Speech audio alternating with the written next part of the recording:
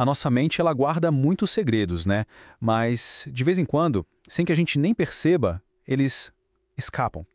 Hoje a gente vai mergulhar fundo na mente oculta de Freud, para entender o que os nossos próprios erros e sonhos podem estar revelando sobre quem somos. Sabe aquele momento, quando a gente está falando e do nada uma palavra completamente errada simplesmente escapa? Fica aquele silêncio por um segundo, todo mundo para, a gente fica pensando, mas de onde veio isso? Olha, pensem nessa cena. O presidente de um parlamento, super formal, vai abrir uma sessão importantíssima. E aí ele solta: declaro a sessão encerrada. Foi só um erro bobo? Ou será que tem algo mais aí? Bem, para Sigmund Freud, o pai da psicanálise, isso era muito, mas muito mais do que um simples engano. É que o Freud tinha uma teoria, assim, bem radical para a época. Ele dizia que esses momentos não são acidentes de verdade. Na verdade, são pistas. Pistas que apontam para um significado que está escondido, revelando o que realmente acontece lá no fundo da nossa consciência. E tem até o nome técnico para isso, sabia? É parapraxia. A ideia é a seguinte: um desejo que a gente tenta manter escondido, reprimido lá no fundo da mente, acaba interferindo no que a gente faz ou fala e, pronto, causa o erro. Ou seja, não é só uma falha, é uma revelação.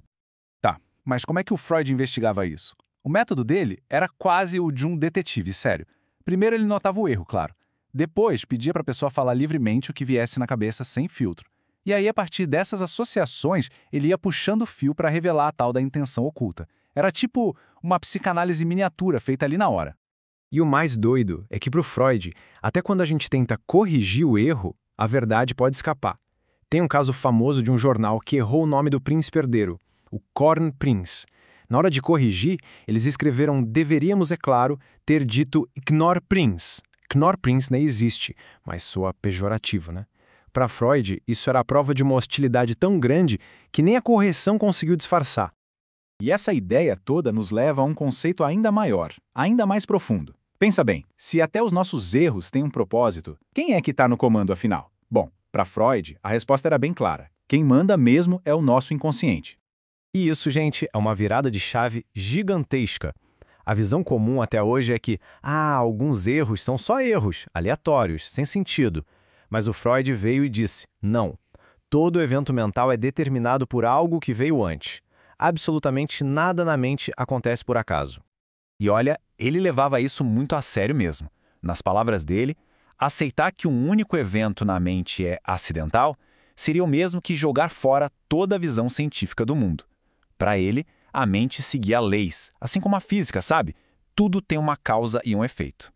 Isso vale para coisas super comuns do dia a dia. Tipo, esquecer das coisas. Esquecer de um compromisso pode ser uma contra-vontade, uma parte de nós que não queria ir. Não enviou aquela carta? Talvez houvesse uma relutância sobre o conteúdo. Perdeu aquele presente? Freud diria que talvez exista um desejo inconsciente de se livrar do objeto, ou da pessoa que o deu. Ok, agora vamos deixar um pouco o mundo desperto de lado e entrar num território bem mais misterioso, o da nossa mente quando dormimos. Porque para Freud, os sonhos também não têm nada de aleatório. Na verdade, eles são desejos disfarçados. A teoria central de Freud sobre os sonhos é, direta e muito poderosa. Basicamente, um sonho é a realização disfarçada de um desejo que foi reprimido. Ou seja, sonhar não é só um ruído aleatório do cérebro, é uma mensagem, e com um propósito bem claro, satisfazer um desejo. E tem um exemplo que ilustra isso de um jeito brilhante. Uma menininha de 3 anos, super triste porque um passeio de barco acabou muito rápido, acorda na manhã seguinte e fala toda feliz. Ontem à noite, eu passeei no lago. Simples assim, direto. É a realização do desejo na sua forma mais pura. A mesma lógica vale para necessidades físicas. Alguém comeu algo muito salgado, vai dormir e sente sede. É bem comum sonhar que está bebendo água. O sonho tenta satisfazer o desejo para proteger o sono, para que a pessoa não precise acordar para ir beber água de verdade. Só que, os sonhos de adultos raramente são tão simples assim. E por quê? Porque muitos dos nossos desejos são complicados, reprimidos e precisam ser disfarçados. E é aqui que a gente chega na peça final desse quebra-cabeça, a linguagem secreta dos símbolos. O Freud acreditava que o nosso inconsciente usa uma espécie de linguagem universal de símbolos para esconder o significado real dos sonhos. Por exemplo, Sonhar com um rei e uma rainha pode ser sobre os pais. Sonhar com quartos, navios, caixas, objetos que guardam algo dentro pode representar o útero ou uma mulher. Bastões, guarda-chuvas, árvores, o órgão masculino. E uma jornada, uma viagem, pode simbolizar a morte. É como se fosse um código que precisa ser decifrado. E o mais fascinante é que esse simbolismo não é uma invenção dos sonhos. Ele aparece o tempo todo, em mitos, em contos de fadas, em piadas e até na nossa linguagem do dia a dia. É algo que faz parte da nossa herança cultural, da nossa psicologia coletiva. Então, como é que a gente junta tudo isso? O Freud usou uma analogia que eu acho genial, a de um detetive. Ele dizia que, assim como um detetive que procura um criminoso, a gente tem que se contentar com vestígios, pistas pequenas e às vezes obscuras.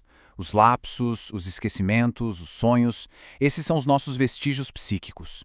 E aqui está o ponto crucial de tudo isso.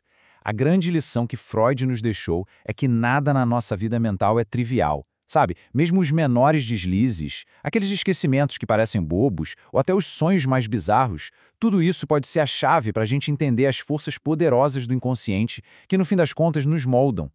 Isso nos deixa com uma pergunta final para a gente refletir. Se nada na mente é realmente um acidente, o que será que a nossa própria mente anda tentando nos dizer?